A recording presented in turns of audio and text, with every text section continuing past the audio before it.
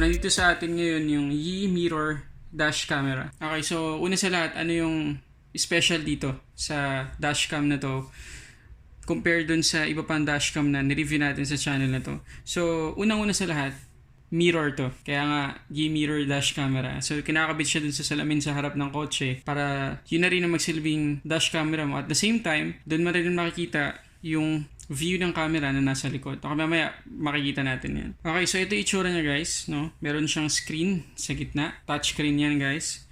Pagkatapos, para sa specification, nandito sa gilid, yung iba pang details niya. Ayan. So, meron siyang 4.3 inches widescreen na display. Yun pinakita ko sa inyo kanina. Meron siyang 3-axis gravity sensing system. So, kapag merong collision na nangyari, meron siyang feature na magsasave agad ng video na hindi pwedeng ma-delete, etc. Tapos meron din siyang front and rear camera. So, yun yung sinabi ko kanina. So, hindi lang yung video sa harap yung makikita ninyo, pati yung camera dun sa likod, makikita nyo dito sa rear view mirror. Meron siyang large aperture and all glass lens, G-sensor, tsaka Wi-Fi connection. Okay, so open natin guys. Okay, so ganito kalaki guys yung dash camera na to, no? Kasi nga kasama na yung salamin, so medyo malaki siya. Ayan. Ayan yung screen niya guys, so kung nakikita ninyo, no? Hindi siya matte finish, meron pa yung plastic. Mamaya natin tatanggalin kapag i-install na natin. Okay, so dito sa ilalim makikita nyo meron siyang power button. Meron siyang speaker dito sa gilid. At dito lalabas yung init, no? Para hindi naka-stuck yung init dun sa loob ng salamin o nung dash camera na to. Okay, pagkatapos meron siyang microphone. Ayan, no? Ayan, microphone niya yan. So, nakakapag-record din siya ng voice, ng sound. Tapos dito sa taas guys, makikita natin yung port kung saan natin sasaksak yung power niya. Tapos ito ay hindi 3.5mm jack. Dito natin sasaksak yung rear camera para ma-record din ng dash camera na to. Tapos yung micro SD card slot at yung kanyang reset button. Yun. Susundin niya yan para ma-reset yung settings. Pagkatapos, meron kayong makikita rito mga hook, no? Sa bawat gilid. Diyan natin ikakabit yung rubber strap para hindi na natin kailangan tanggalin guys yung rear view mirror na sa kotse natin ngayon. Ididikit lang natin to doon using yung strap na rubber. So mamaya din papakita ko sa inyo. Okay, buksan pa natin yung box. So hindi mawala yung manual guys. So tingnan natin kung naka-translate siya sa English. Yes, naka-English translated siya guys, no? Warranty card. Ito yung rubber strap na sinasabi ko kanina guys. Dalawa yan. So ito gagamitin natin para ididikit na lang natin yung dash camera dun sa rear view mirror natin. At yung napakahabang kable ng ating rear view dash camera. Okay, so ito yung pinakita ko sa inyong port para ma-power up yung ating dash camera. So pwede siyang maitago guys dun sa mga singit-singit ng dashboard natin para hindi makalat yung kable. So maganda tong ganito kahabang kable. Tapos andito yung 12 volts na port. And lastly, yung napakahaba din nating kable o cable para dun sa reverse camera natin. I mean, no? So labas ko sa plastic guys para makita nyo, no? So, meron siyang kasamang double adhesive tsaka tornilyo. Ito yung gagamitin natin dito sa camera. Ayan, dito natin nilagay yung double adhesive tsaka yung tornilyo. Okay, so para sa specification itong dash camera nito guys, no, kaya niya mag-record ng 1080p 30 frames per second. At yung reverse camera naman ay may 720p resolution. Pero titingnan pa rin natin in real life kung mamimit na yung expectation natin pagdating sa dash camera, kung talaga bang okay siya, hindi lang sa umaga, kundi pati sa gabi, at saka yung likod, kung okay yung pag-record niya. Pero bihira kayo makakita guys ng dash camera na pati yung likod mare-record din. At yun ito-test natin ngayon. So sana makatulong sa inyo guys yung pag-test natin. Papakita ko din sa inyo ng kaunti yung pag-install nito at yung unang pag-on nito sa kotse namin. At hindi ko pala nabanggit guys, no, na titilt yung camera niyan kung gusto nating i-adjust. Yan, no. Titilt yan.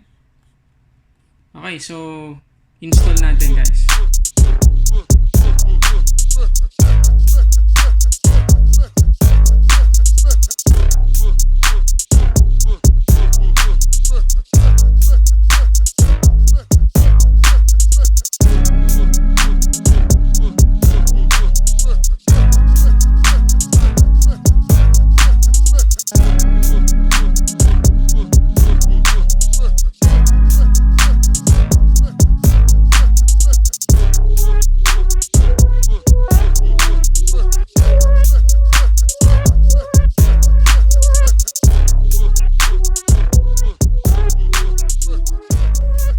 So, na-install na namin yung dashcam, no? Actually, ito yung third day na gagamitin namin itong dashcam na to. Talagang tinest ko muna para at least maging real yung feedback na ibibigay ko sa inyo. Pero bago ko ipakita sa inyo yung footages tsaka yung feedback ko o review ko dito sa dashcam na to, gusto ko ipakita muna sa inyo yung paano namin in-install, no? So, dito namin pinadaan pa rin sa mga gilid-gilid ng dashboard, mga sulok-sulok, kaya all the way nakatago yung kable, lalo na yung para sa rear camera, talagang nakatago siya hanggang likod, walang kable na makikita hanggang dun sa pinakagilid. At pagkatapos, kung makikita ninyo, normal na salamin siya guys, no? Normal na salamin siya. Kapag in-start nyo yung kotse, mag-i-start na din siya agad, pero this time naka-screen off na siya kasi pwede nyo iset yung screen time niya. So meron siyang unlock and lock button dito sa ilalim. Yan. So ganun din pag on, i-hold lang natin yung lock and lock button. Okay, so magre-record na siya agad-agad kapag siya ay nag-open na. At pagkatapos guys, meron kayong makikita ang emergency button, turnover, album, tsaka settings. Tapos sa taas yung date, oras, tsaka kung ilang minutes na siya nagre-record, kung naka-on ba yung Wi-Fi, kung naka-voice recording, at yung kanyang battery. Okay, normally dun sa dating dashcam namin, which is yung Yi Smart Dashcam, kapag naalog siya, so kapag may biglaang collision, biglaang break, magre-record siya ng isang video na hindi madidelete ng loop recording. Okay, yun lang yung tanging paraan para makapag-record ng emergency video or footage. Pero dito sa Yi mirror dash camera, makikita nyo na may dedicated siyang emergency button. So kapag yan ipinindot natin, ganun yung mangyayari, no? Mag-record siya ng emergency footage na bukod pa doon sa collision na madedetect niya kapag naalog siya.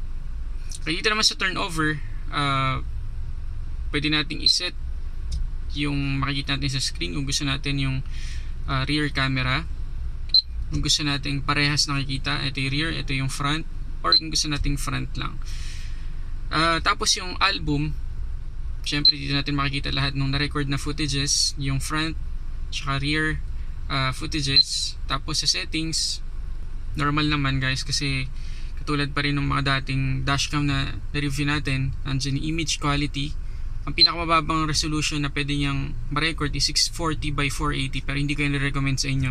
Mag-stick na lang kayo sa 1080p kasi yun yung pinakamalinaw na setting niya. Voice recording, pwede natin off yan. Wi-Fi on or off, format SD card, collision detection, date setting, time setting, automatic screen off, video recording time, kung ilang minutes yung gusto natin bago siya mag-loop, on and off sound effect, touch, sounds, language, backlight level, driving report, factory data reset, tsaka about. Okay, so basically yun lang naman guys yung laman ng settings niya. At yan lang yung na-navigate natin dito sa loob ng dashcam. Pero ang pinaka-importanting feature nito guys ay yung video quality. Kaya hindi lang nitong harap, lalo na nung likod. Okay, so basically yun lang guys, no. Gusto ko ibigay sa inyo yung feedback, experience ko sa paggamit ng ng Yi mirror dashcam na to, no? At kung marirecommend ko pa sa inyong bilhin, lalo na dun sa mga drivers na naghahanap ng dash camera. Okay, tara. Okay guys, so pag-usapan natin ngayon yung review ko o yung final verdict dito sa Yi mirror dash camera. So pagkatapos sa ilang araw namin paggamit dito guys, satisfied ako. Yun ang masasabi ko, no? Kasi hindi lang siya basta dash camera, na re-record niya pati yung video dun sa likod ng sasakyan ninyo, which is malaking bagay kasi kapag meron nangaring collision, hindi lang dun sa harap pati sa likod, recorded yun. So malaking evidence yun kung sakasakali na magkaroon kayo ng ganong situation. Pagkatapos guys, habang nagda-drive, pwede kayong mag-set or pwede nyo iset yung view ninyo dun sa likod ng sasakyan ninyo. So at least, kung kayo ay nasa isang situation na kailangan ninyo makita yung likod habang kayo maandar, madali lang gawin yun kasi merong button yung dash camera nito para ma-switch yung camera sa likod na hindi na kailangan pang mag-reverse. At speaking of reverse guys, ito yung isa sa pinaka gusto kong quality ng dash camera nito. Sobrang linaw guys. Kapag nagre-reverse ako, sobrang linaw talaga. As in lahat ng detalye, kahit ang dilim-dilim ng paligid, kitang-kita ko yung inaatrasan ko. So kahit sa kaliit-liit ng detalye, malamang-lamang wala tayong masasagasaan dahil sa linaw ng camera na to. Pagdating naman guys sa footage ng dash camera nito, pakita ko sa inyo ngayon. So makikita ninyo guys na normal naman siya. At take note guys na tinted, no, yung salamin namin. Hindi lang siya basta tinted, super dark yung tint namin. Kung ang inyong sasakyan o windshield ay wala namang tint or may tint pero hindi ganun ka-dark, talagang mas maliwanag pa to sa gabi. Pero kita nyo naman, kahit naka super dark kami, kita pa rin yung lahat ng detalye. So maliwanag siya pagdating sa footages kahit sa gabi. At pagdating naman sa likod, malinaw din siya guys kapag umaga. Kapag gabi malinaw din. Ang kalaban nyo lang dito sa recording sa likod guys ay yung headlight na nasa likod ninyo. Kapag sobrang liwanag, malamang sa malamang medyo mababawasan yung details na nakukuhanan ng camera sa likod. Pero overall, malinaw pa rin. At hindi ko nasabi kanina guys, no, 720p yung video resolution ng camera sa likod. Okay, so yun lang guys, no. Sana nakatulong tong video na to sa inyo, itong review na to sa Yi Smart Dashcam. So kung naghahanap kayo ng dash camera guys, isa to sa marirecommend ko. Recommended ko pa rin yung Yi Smart Dashcam, katulad pa rin ng dati kasi malinaw din yung kuha nun sa harap. Pero kung gusto ninyong makuhanan pati yung likod na hindi kayo gumagastos ng malaki kasi halimbawa bibili niyo yung Yi Dash camera ng 2 piraso, isa sa harap isa sa likod, baka umabot kayo ng 5 to 6K depende sa seller nyo. At syempre hindi lang nagre-record sa likod, magagamit nyo rin siya as backing camera or reverse camera. So yun lang guys, no. Overall, katulad ng sabi ko kanina, sobrang satisfied kami dito sa product na to. Napakalaking tulong pagdating sa sasakyan. So I highly recommend na bumili kayo. At pwede nyo mabili yan sa Lazada, nandiyan link sa description sa baba. At pwede nyo ring mabili sa Maricel online store. At please don't forget to follow me on my social media accounts. At kung hindi pa kayo nakasubscribe guys, please click the subscribe button below, pati yung notification bell para kapag meron bagong video sa channel na to, ay ma-notify agad kayo. So, yun lang guys. No, marami pa tayong paparating na videos. Katulad ng pinakita ko last video ko. Merong teaser doon ng Xiaomi Fan Snap Idol drone na malapit ko na rin i-upload sa channel na to. So, kailangan nyo talagang i-click yung bell icon sa baba pagkatapos yung i-click yung subscribe button para ma-notify kayo. So, yun lang guys. Kung may comment kayo, may tanong kayo sa product na to, comment lang kayo sa baba. Maraming salamat ulit sa panonood guys. Para sa samot-saring unboxing and reviews, this is Lazada Warrior.